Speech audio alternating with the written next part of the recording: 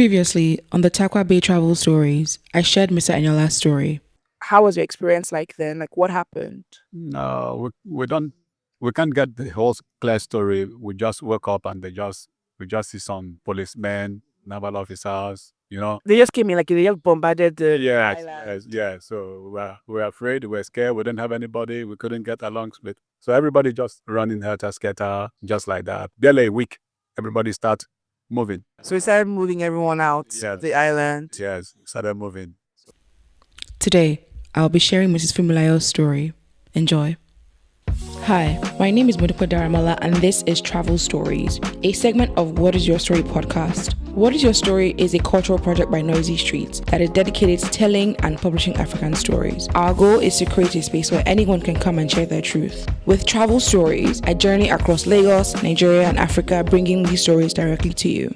A couple of weeks ago, my colleague and I went to Tarkwa Bay. We didn't do much research on the area and wanted to explore the community and find local stories of the beach, the island, the tourists, and the life they lived. Tarkwa Bay is a coastal island community in Lagos. For years, it has been known to be a beach destination, a place where people go to surf, to relax, or spend a weekend with family and friends. I know of Tarkwa Bay because during secondary school, we were mandated to attend sea school at Tarkwa Bay. So before this, I had only visited Tarkwa Bay once.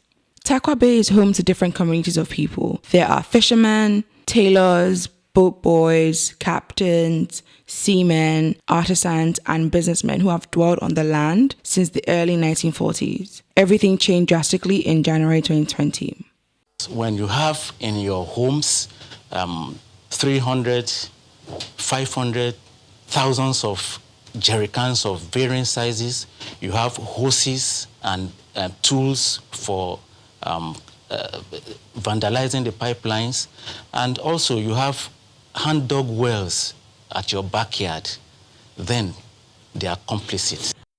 On the 21st of January 2020, the Nigerian Navy, alongside other security forces, carried out a sudden mass eviction in Tarkwa Bay. They claimed it was to curb vandalism and theft on the island. Residents were given no warning to vacate the island before demolition started, and many recall that it was a peaceful Tuesday on the island until they heard several shots that were being fired into the air. There were bulldozers, buildings were turned down, properties destroyed, lives lost, and the locals of the community who were left with nothing fled to the city.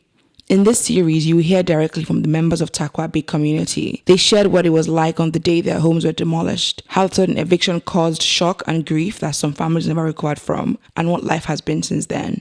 We bring you stories of displacement, of the people who have fought for their right to stay, and a community that is resilient and persistent, holding on to peace and hope. This series is about listening to the voices of a community that was uprooted and understanding the layers of history, conflicts, and resilience that shaped their story. Our second storyteller is Mrs. Funmilayo, head teacher at Glory Montessori. She began her teaching career at Tarkwa Bay after her first visit to the island.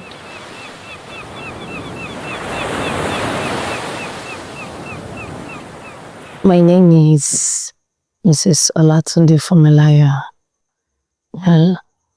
I'm the head teachers of Glory Montessori International School here in Tarkwa Bay. Okay, you're the head teacher. Head teacher. Health teacher. Head teacher. Okay.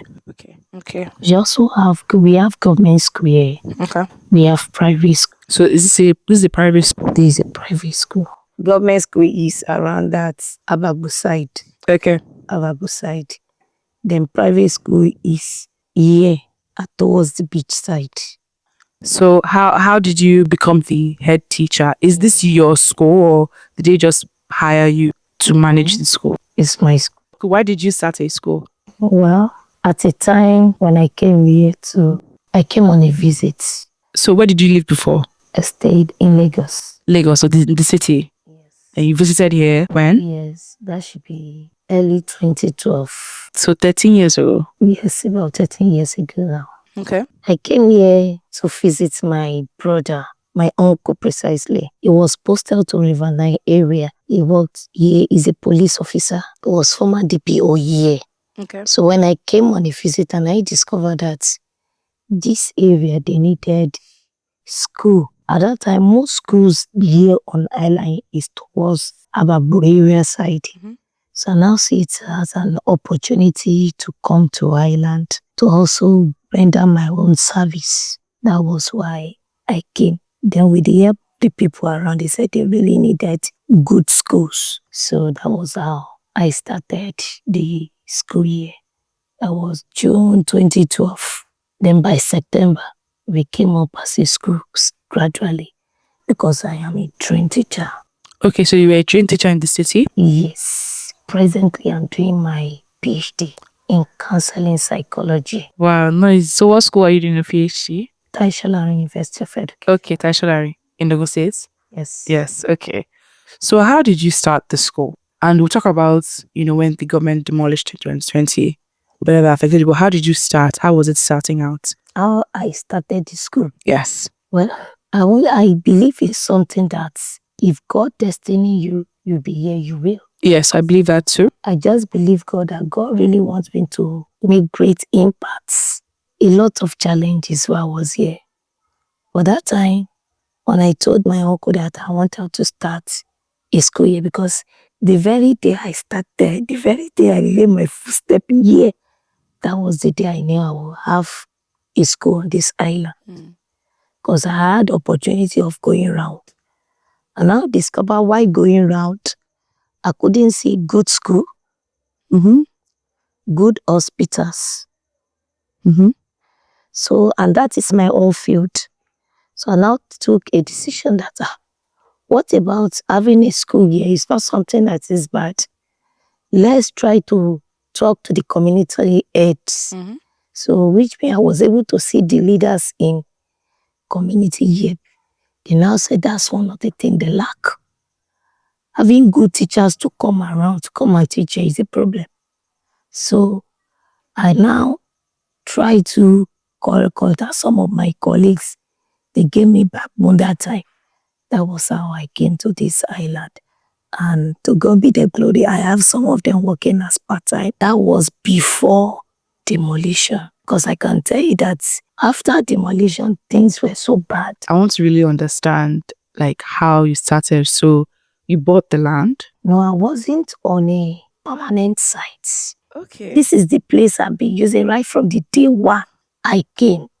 Then after working like four years, I bought 2 plots of land here on island. From the royal family? Yes, from the king in Igaidugoro, Lagos. I paid, though I was made known that it is not a permanent site. But then I asked a question that for how many years? They said it could be up to 30 years, 20 years. That, when you have a school, you must have a good vision. Yes. How to execute it. So because at that time, this place cannot contain us. That was why you see extension. Yes. If I'm not mistaken, I have over 300 population. Students. At that moment. Because when you talk about Tarkwa Bay, we have store. We have neighboring communities that they don't have good school that are coming to this place. But unfortunately, when the whole thing happened. Okay, so you enlisted your colleagues in the city just to come here as part-time teachers. So you also got some people in the community, I'm guessing, Yes, of course, to come to teach students. Okay, so you started by yourself. Did you have any funding from the government? Did you have any? I didn't have fund from the government. I didn't have no support from the government. No support from the government. But as time goes on, I started getting support from parents, some of the parents that know values of education because all they begin to come and say, okay, let's support. Since our children are coming here and we could see the great impact from the children, that was some parent support. With the resources made I have, I put it down. With the help of my uncle. Your uncle as a police, the DPO at the time. That was how I was pushing. The truth of it remained that the school don't just start developing like that. It's from gradual level. So gradually, It's not just at once. So did you start with an infrastructure? Was it just very No. simple? Yes, I started with simple thing. The chairs, you can see we're still making use of blackboard. Blackboard, yes. I see, and chalk. One of it is that you look the environment, you consider what people are doing. Can they pay? Okay. That's just one of the, even till now, because life after demolition is something else. Before it was still okay. So how much was school fees before demolition? School fees before. I can tell you when I started, let me start. Primary at that moment we were paying around 10,000. 8,100 per session. Okay. Because of the population. If you say you're having 300 population and you're getting 8,000, 10,000, 12,000 for children, not all of them will pay because some will still carry to another over semester. But the truth of it is that you will still see money to do what you want to do. Even those that are coming from Lagos, I was like computer teacher, like phonics teacher. Really? Yes, phonics, intro tech teacher. My intro tech teacher is coming from all the way from Bagada. Yes, bring all the materials, everything they need to do practical. Multi-one, and the work was going fine when they come. So we structure it in such a way that those part-time teacher always have their own lecture time. Should be in the morning. So that whatever things they want to do here between 8 and 1, they are done. For those that want to go back on the water to the city, that they can cross back. Then at another time, it may be 3 times in a week, it may be twice in a week, depending on. But I have like 2 with me. They are permanent. Okay. Monday to Friday. They are here. They are here. We'll come back on Sunday evening. Then on Monday we work. By Friday, when school closed by 1, we cross together. Till on Sunday again. You come back here ready for Monday. So I'm ready for Monday. So, but if some of them could not meet up on Sunday, yes, I should be. You should be, because this is your school. So you are not here permanently. I wasn't here permanently. And you still live in the city. Yes. But you come here just to Monday to Friday work. Okay, so are you married? You're married with... That time I wasn't married. Okay, at the time you were not married. But now you're married and with kids. Not yet. Okay, so you come here, you work here, and you go back home over the weekend. Life after demolition is completely different, and I can't wait. I can't wait to talk about that. So, one thing I've heard is that the community here was thriving. Jesus, it's more or less like you want to deepen in it, wounded wound. Oh, that open wound. Yes, it wasn't. No. 5 years ago. Okay, so what grades do you teach here? Primary 1, 2, 3? Just 3. Oh, this is so from primary school to secondary school. Till now. So primary 1 to SS3. Okay, so let's talk about 2020. What happened? Well, precisely demolition started December. Okay, 2019. No. It started 2020. Should be February 21st. Precisely, if I'm not mistaken. February. Or January. Because COVID started in February, at least February. Okay, I'm missing it. It started January 21st. What happened? According to, because we are in school, the Zoom classes. Yes. It was around after 9 in the morning. Just saw the parents were tripping inside the school premises. I'm like, what happened? They were shouting, they want to take their children. And they allow us to take our children. They asked us to move. I was so confused. What is happening? Before I knew, everybody entered classes. They started taking their children. We are going before the army we use gun or horse grab.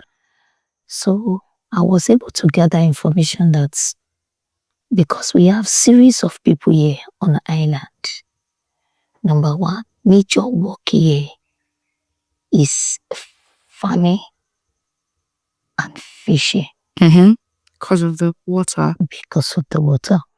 Then we now have another set of people that would always cross this water to go for their own work in the morning, return back. So they stay here. Eh? Those people stayed here. They stay. They just lived here. Of course. Then, we have NNPC. Yes. Also, They had their chalet. they have their own chalets too. Also, they have people coming from outside that stay. Like before, I told you I am going because at a period I now say that this stress is too much. Though I have house in Lagos, if I feel like not every day, I stay back. Till now, I still have home in Lagos.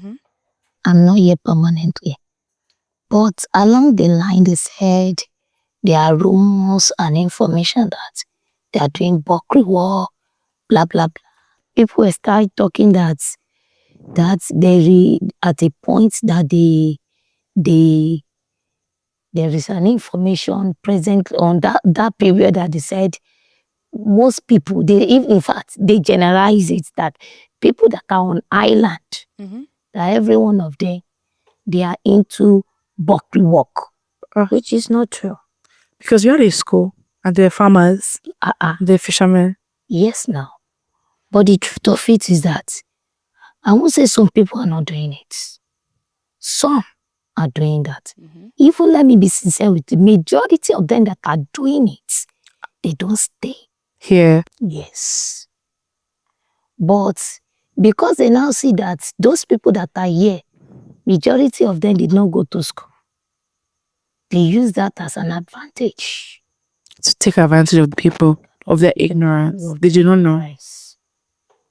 They dealt with many people that maybe they were here. From the history I heard that this island have been existing for more than 80 years. Yes, so before the 1940s. This place have been in existence. And people have been living here peacefully. Because at the time we have Queen Elizabeth chalet. Yeah, where she stayed when she came. And the people that are working under them you understand? Yes. Those people, they have people that are working for them. I think their parents, when they give birth to children, they raise them here. They raise them here. So after the death of their parents, they are the one living here. Then once the other people begins to move in. Tarkwa Bay is a peaceful land. It's a honey land. Once you are not idle, you can do something with your hands. You'll be fine. You will be fine. What I could not achieve while I was on land, I achieved it here. But not just sitting down, not doing anything. One of here, I will tell you, I suffer most on this island after demolition. Because it went to the point that some people could not feed. So, did they demolish your school at the time? Here's what happened. That time we had 4 private schools, if I'm not mistaken. On the island. In Kidland, Brighter Hope, and Glory Montessori School. According to them, they said they didn't ask them to demolish schools. They left school, church, and mosques. But the truth of it is, when the children are gone with the parents, who is going to be here? Who will be in the school? The goats. So, towards the end of the side, at the other side, they did not see population again. So that was what led to the close down of those schools. Of the schools. I am at the beach. I am the one at the end here. That time, nobody is staying at the beach. When they start demolishing, many people begin to run towards this side. Remember, me, I am at the end here. Me too, I move my good, I move my things out, but only that they did not tamper with the structure. So, some people went to Lagos. Yes. Life there wasn't easy. Area you are not used to. How did you want to start? From scratch. And moreover, we just finished New Year. He just entered another year. 2020. It's very strange. Some people don't have die with them. They don't have anything with them. There was a parent that I will not mention the name. The child was sick at that time. No husband. When this happened, the lady need to took the child to police station. She should not deceive you. The baby died. She back that baby for like 2 days. Up and down. So some people that now had compassion on her, you need to take the dead body of that baby. Because it's more or less when they say everybody should back. So nobody is half time of anybody who want to look such woman. And give her compassion. Compassion. She was tired. She was just moving from one end to the one end. She was not even in the right state of mind. She didn't know what to do. Lost her home, her child is sick. Had 2 kids with her. No husband. No husband. Even some husband ran away, leave. Their wives and children. Okay, maybe it is when you have something you can think of how to move. I myself, it was like a dream. I'm like, this is not to say that, okay, I have a school now, maybe I'm losing students, like 2, 3, like that. In one day, I lose 324 students. Just for one day. Is it not up to something that can kill one person? All your investments. One day. Just one Tuesday like that. 324 students. I'm like, is that the end? Has it finished? Am I joking? It was like a play. Not until my brothers came to give me assistance that we went home. It was then now dawned on me that this is reality.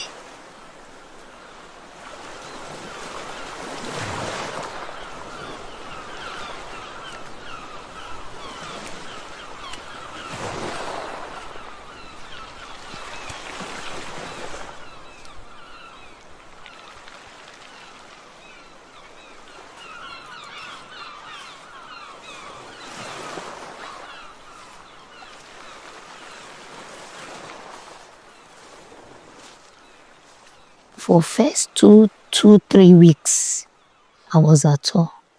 Before I took decision that let's even come back and see what was happening. Okay.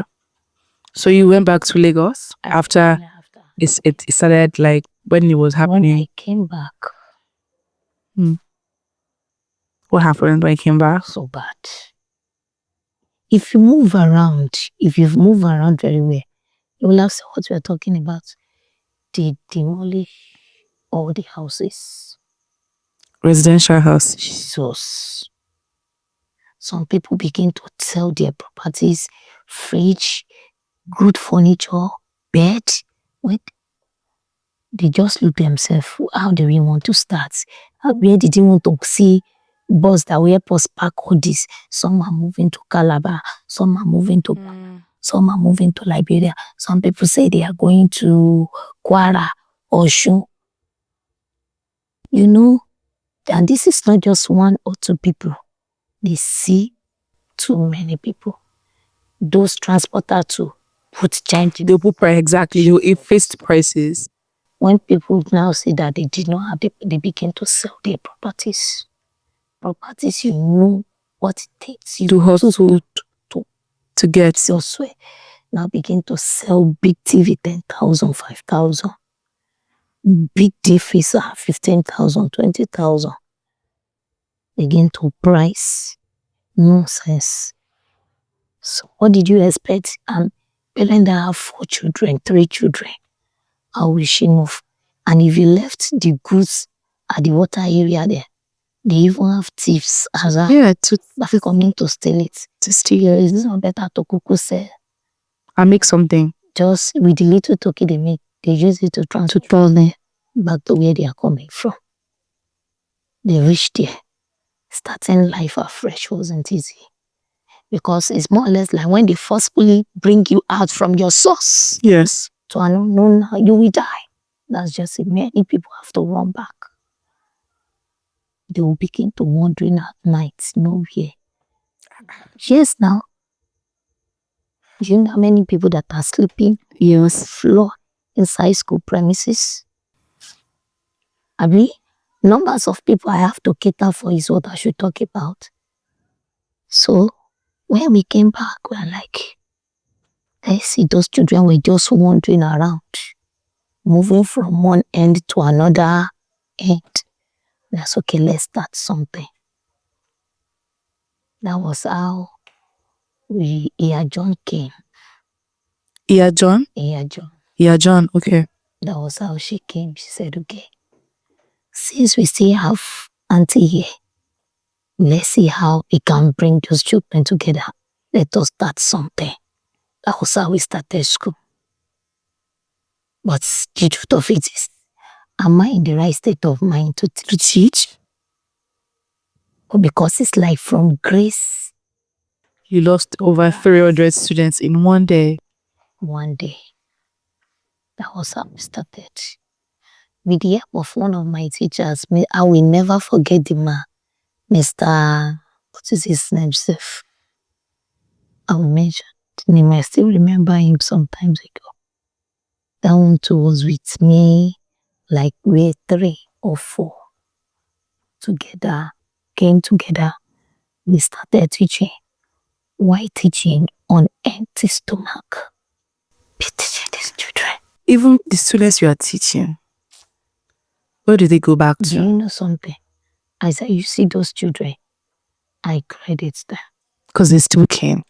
Despite with that condition, we still groom them. We still groom them. I know of a family of 6. Close to more than 1 year, they were sleeping outside. Outside. Under the beach there. That beach you are looking. That beach. Tofi Papa Buluri. That's where it's.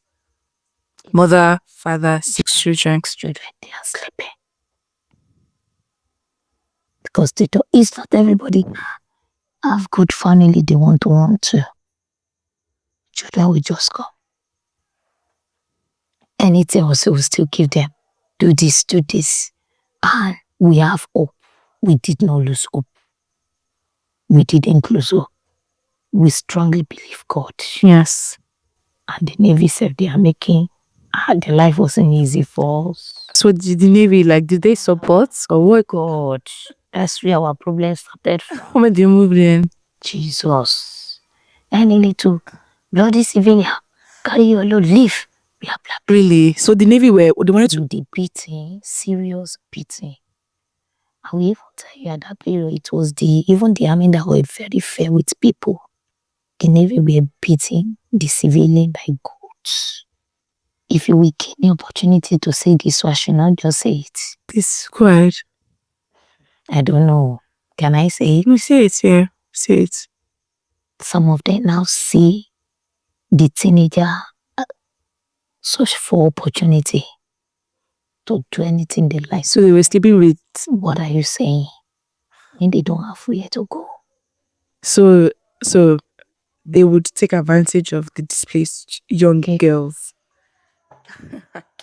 So, we not that we caught them red-handed. No, but you know. That is what is happening. You know, because they are in need, right? The little girls are in need, and so they take advantage of them. Some mothers knew what is happening. They know the right thing to say. But they can't. They can't. What did you? She a parent that could not provide basic need for a child. Even when you say something, you just need to overlook. So the men there would give these small girls that they slept with resources, money or food, or what did they give? Was it just shelter? Was they giving shelter like that? Are they giving us shelter?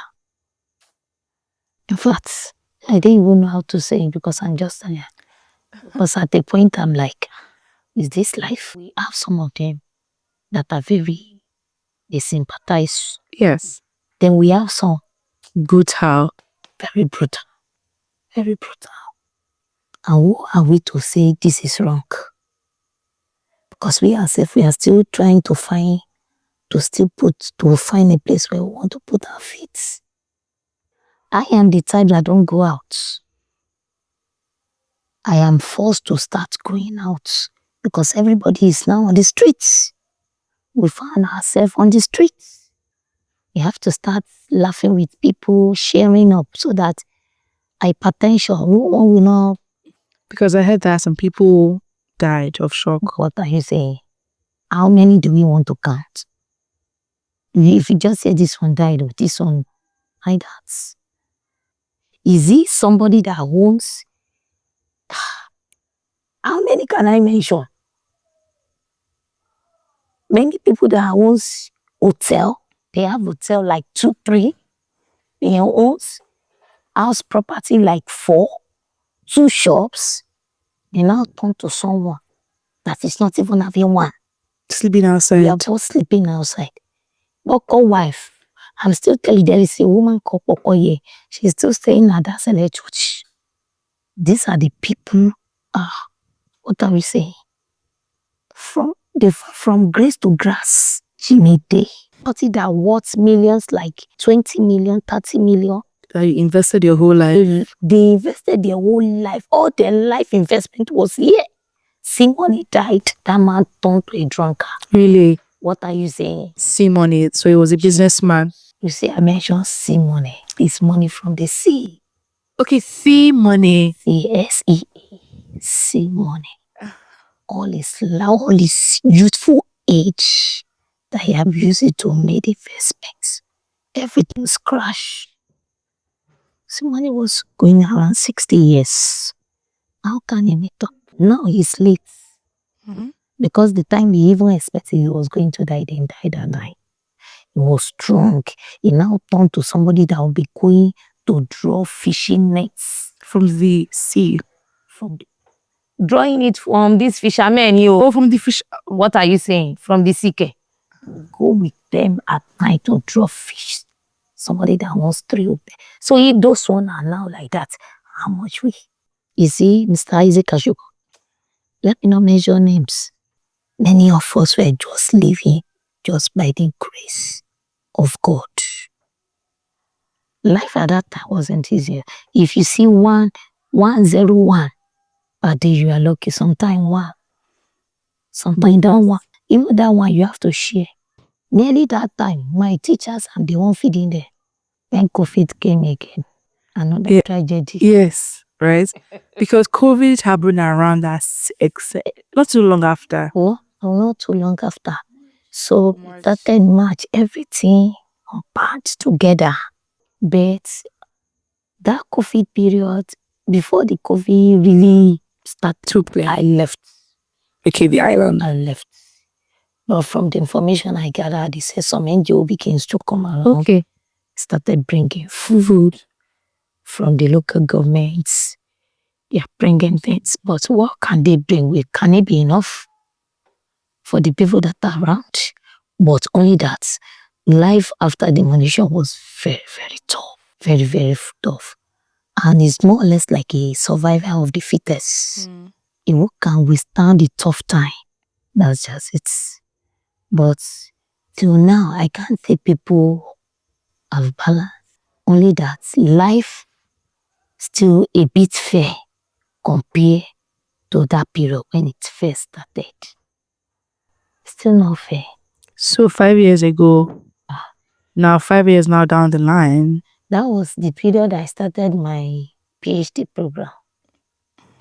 At Taisholari? Yes, I started 2019. I nearly dropped. My agent said, no, for me, no. You have started, no. Just roughing it. At a point, I couldn't go again. They said, no, for me. What is it? I said, sir, what is it? School fees now, after displacement and after demolishment. After demolition, presently, At the primary 4, primary 5, they are paying, that period, they are paying 12. Okay. Only had 2,000 around on it. Mm-hmm. They are paying 14 now. Okay. Plus exam fees, making 16. Okay. Total of 16,000. I know how much they are paying in Lagos now. But the question is, they can't afford it. They can't afford this. They can't. They can't. So, school fees for 14,000 plus exam fees. 2,000. Making 16,000. And what about the secondary school seniors? Secondary school, they are paying 20, 22. Okay. School fees 20, exam fees 2,000. 22. Okay. But I said the SS are the one paying 25. Okay. Seniors. What about teachers? Do you used to get teachers that come? Yes. What courses? So you teach all courses now, or is it just a few, the basic Oh, no. ones? Okay, when you are a trained teacher, know how to adjust. That's one thing. Except you didn't go through the training. One of it that helped is that even when I had almost 20 teachers here that period, I still leave a class for myself, primary 5. I'm a subject teacher in the secondary and a Class teacher. Yes, it's primary 5. And at the same time, I still do the administrative work. So some people, they say, she didn't want to spend money. It wasn't like that. I don't want to feel relaxed so that I can be doing something. One of the things that kill many schools is what I'm telling you. Because after they demolish, they could not cope. As the owner of the school, you've not been doing anything. You don't know how to manage. That was what killed the school. Now, so you still teach a song. Jesus. How many students do you teach now? Presently, I function well. The class that I can function very well. If you put me to playgroup class, Okay. nursery class, if you put me in primary 5 class, primary 4, if you put me in secondary class, there's no one I cannot work. Okay. Because let's say nearly all the classes I entered, and I would instruct the teacher, this is what you're supposed to do. Work you've been doing for over 28 years. You don't know. Something I do on a daily basis, every day.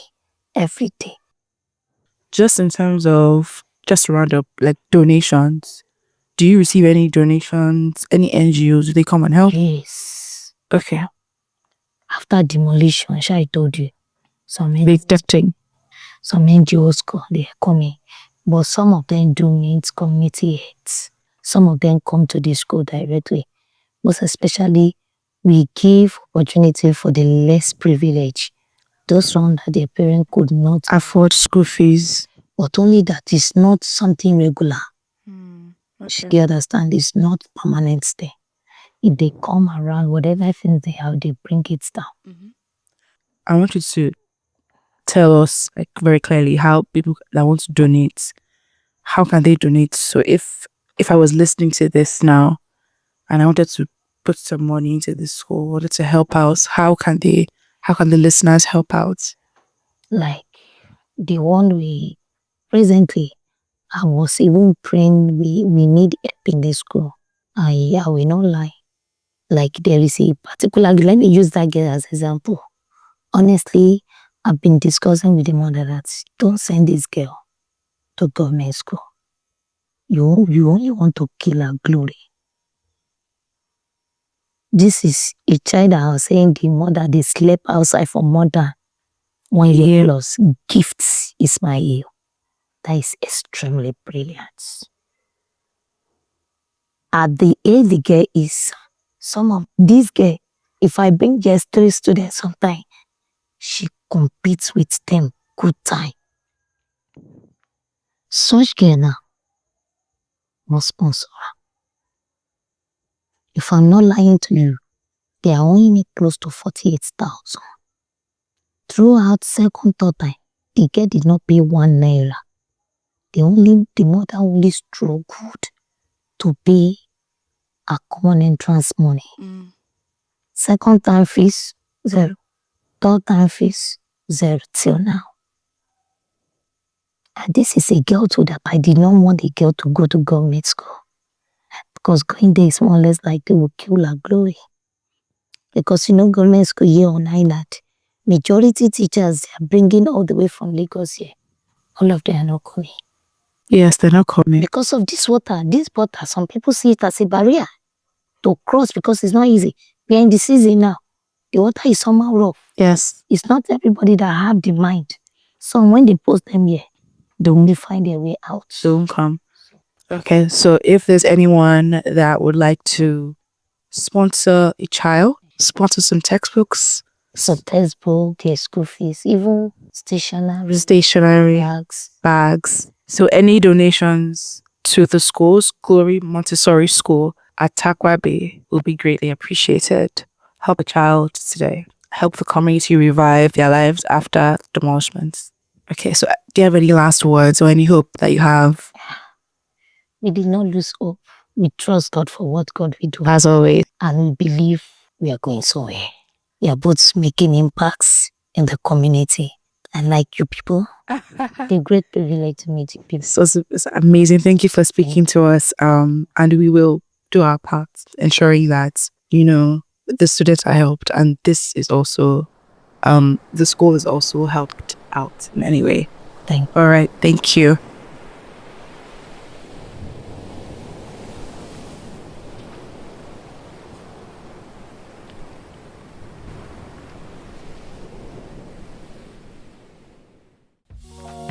On the next episode of Travel Stories, I'll be sharing the story of Joshua, boat boy and usher at Tarkwa Bay. And if you haven't, make sure you listen to our previous episode where I shared Mr. Eniola's story. See you next week.